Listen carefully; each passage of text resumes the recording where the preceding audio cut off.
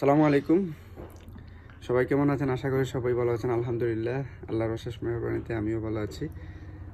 তো আমাদের সমাজের অনেক মানুষ আছে, অনেক নৈতিকতা, অনেক ধার্মিকতা শিখাবে আমাদেরকে।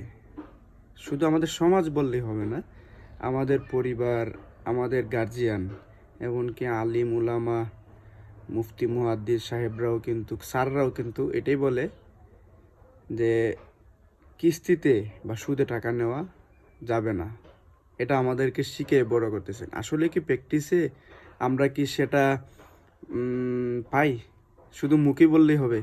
দেখেন, আজকে আমি একটা বিপদে পড়ছি, তখন আমার ফ্যামিলির অর্থ সম্পদ নেই, আমার আত্মীয় স্বজনের অনেকের অর্থ সম্পদের পাহাড় পরিমাণ মালিক, আবার অনেকের সমর্থন নাই। আমি যার কাছে খুঁজলে পাবো টাকা, তার কাছে খুঁজলাম, সে আমাকে বললো যে আমার এই অসুবিধা, আমার এই অসুবিধা, আমাকে টাকা দিল না।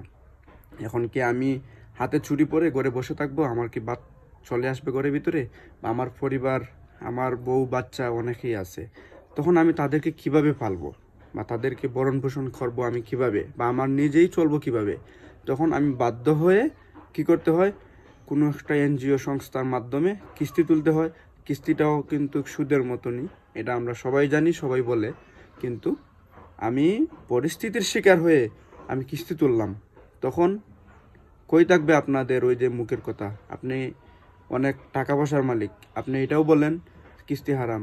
তাহলে আপনি একজনকে সহযোগিতা করেন, তাহলে তো আপনার এই কথাটা কিন্তু সফল হয়, কথাটা আপনার স্বার্থ হয়, আপনার বাণী, আপনার উপদেশ, সেটাও কিন্তু বাস্তবে রূপ হবে। এক সময় এই পরিবেশটা এক সময় এই পরিবেশটা সুন্দর হয়ে যাবে, সুদমুক্ত হয়ে যাবে।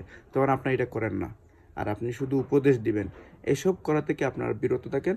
পারলে একজনকে সাহায্য করেন, না পারলে আপনার অন্য কারো সমালোচনা করবেন না। তো সবাই ভালো থাকবেন। আসসালামু আলাইকুম।